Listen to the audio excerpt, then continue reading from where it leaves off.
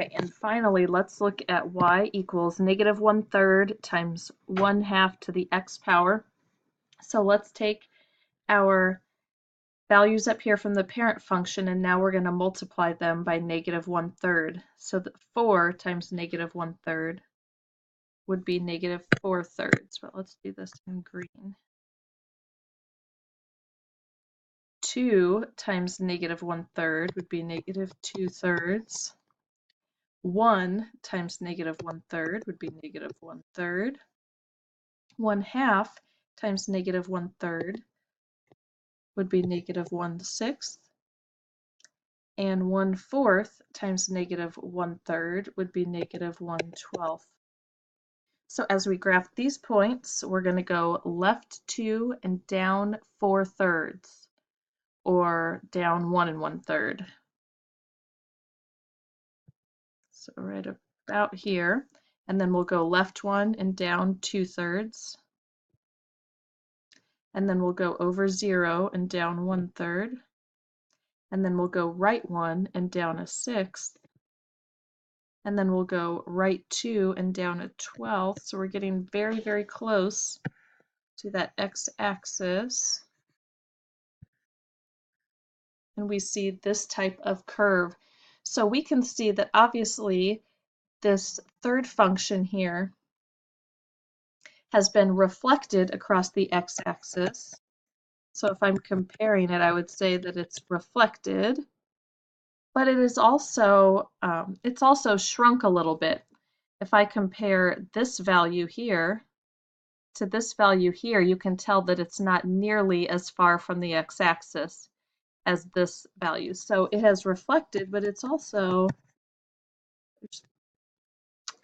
there's been a shrinking effect on this parent function as well. So we call that a vertical shrink compared to the parent function. And we've seen this now yesterday and today, that when that a value is negative, it causes our function to reflect. So that's just kind of a good reminder or a good shortcut to double checking your graph. Let's check out our last couple questions here. If we're using the exponential decay model, then we can use this formula, y equals a times the quantity of 1 minus r to the t power. And just like yesterday, a is going to stand for that initial amount. R is our decay rate, so we'll have to put it in decimal form, even though it's frequently going to be given to us as a percent, and then T will be time in years. So decay is different from growth in that we are subtracting R instead of adding it. You might remember yesterday that this was a 1 plus R. That's for the growth model, but for decay, we are subtracting R. So let's check it out. An example, a real life example, is if you were to purchase a cell phone for $125 and the value of the phone decreases by 20% annually or every year, then how could we write a function to that effect? So I'm going to put 125 in for my initial amount, and for my rate, I'm going to put 20%. So I'm going to change it to a decimal, and I'm going to raise it to the t power, and now I can use this to find the value of my cell phone over time. I could substitute in any number of years that I wanted to. Part B specifically asked me to use this function to predict the value of the phone after 3 years.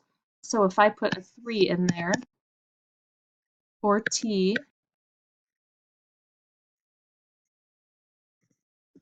then I can go ahead and simplify inside my parentheses here, and 1 minus 20 hundredths is 80 hundredths. So I'm really doing y equals 125 times 80 hundredths cubed. And when I do that, $64. So my $125 cell phone has decayed in value down to $64. And you are all set for your homework. which is practice 8.6, practice B worksheet. Good luck.